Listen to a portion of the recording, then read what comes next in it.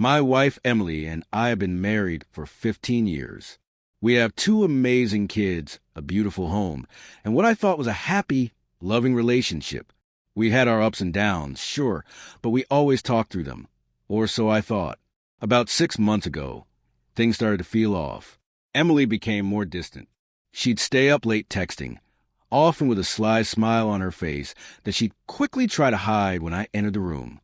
I'd ask who she was talking to, and she'd brush it off with a casual, "Oh, just a friend from work." I'm not naive. I've been around the block enough to know when something's fishy. The late-night texts became more frequent, and Emily more defensive. I tried to talk to her, to express my concern, to say, "Hey, I'm feeling insecure. What's going on?" Her response, a laugh, a dismissive wave of her hand, and, "You're being ridiculous, honey. Relax." I did try to relax. I trusted her, but the pit in my stomach grew larger with each passing week. I started noticing things. The way she jumped when her phone buzzed, the hushed calls she'd take outside, the subtle changes in her appearance like she was trying to impress someone else. Then came the work trip. Emily, who usually works from home, suddenly had to go on site for a few days. The whole thing felt rushed and vague, and she was evasive about the details. Alarm bells were screaming in my head. So I did something I'm not proud of. I went through her phone while she was in the shower. I know it wasn't my finest moment, but what I found made my blood run cold. It wasn't just a friend from work. It was Jackson, her manager. The texts were explicit, sickening, and filled with pet names for each other. They'd been sleeping together for months. The work trip was a romantic getaway. I read through dozens of messages, each one a dagger to the heart. Each one a confirmation of the lies she'd been feeding me. I felt rage, sadness, and a sickening sense of betrayal. But beneath it all, a cold calm descended. I wasn't going to scream. I wasn't going to beg. I was going to take my time and make this as painful for her as it had been for me. I played it cool. I packed my emotions away. For weeks, I acted like nothing was wrong. I continued my routine, breakfast with the kids, work, dinner with Emily, and pretended I didn't know her secret. Meanwhile, I carefully planned my next move. I consulted with a lawyer. I gathered every shred of evidence I could. I wasn't just going for divorce. I was going for everything. Then came the day I'd been preparing for. I had rehearsed in my head 1,000,000 times. Finally, it was time. Emily came home from work as usual, kissed me on the cheek, and asked about my day.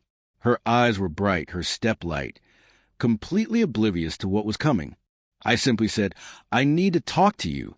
My voice was calm, almost attached. I handed her a thick manila envelope. She looked confused. "What's this?" "Open it," I said. She opened the envelope and began flipping through the papers. Her face shifted from confusion to mild annoyance to complete and utter shock. She started with the printed screenshots of her incriminating messages with Jackson, each one highlighted in bright red. Her face flushed. Then came the detailed record of our bank accounts, the proof of her infidelity, the grounds for divorce. Her breathing turned ragged. She picked up the custody filings, my petition for full custody of the kids. And finally, she saw the picture, her and Jackson checking into the hotel during the work trip. My lawyer had hired a private investigator. We had everything. She froze, her body stiffening, eyes wide in disbelief and horror. The color drained from her face. That smug smile? Gone. In its place was panic. How did you? I know everything, Emily. Everything you did. Every lie. Every disgusting, adulterous message. And now it's over. Her voice rose. No, you can't do this. This is a mistake.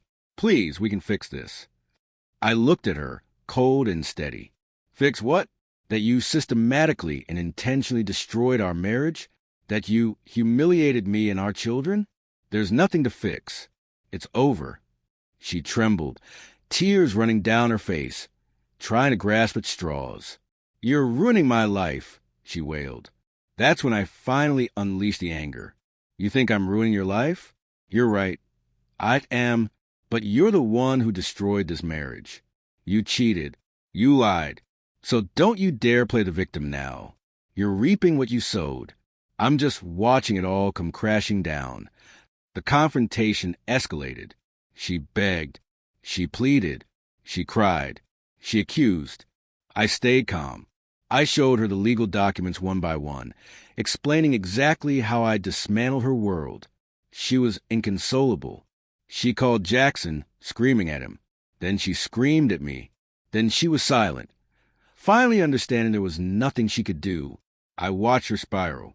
It was painful, but, God, it was satisfying, knowing she finally felt even a fraction of the pain she caused me. I've moved out. The kids are with me. They're upset, of course, but I'm doing everything I can to keep them grounded. I know my actions will have consequences, especially for them, and I plan to support them every way I can. I'll always be their father. I've filed for divorce, and I'm not backing down. My lawyer says I have a strong case. I intend to make sure she pays for what she did. So, did I take things too far? Was my revenge justified? Or should I have done it differently? Right now, I'm caught between anger, relief, and guilt, and I'm not sure where to go from here.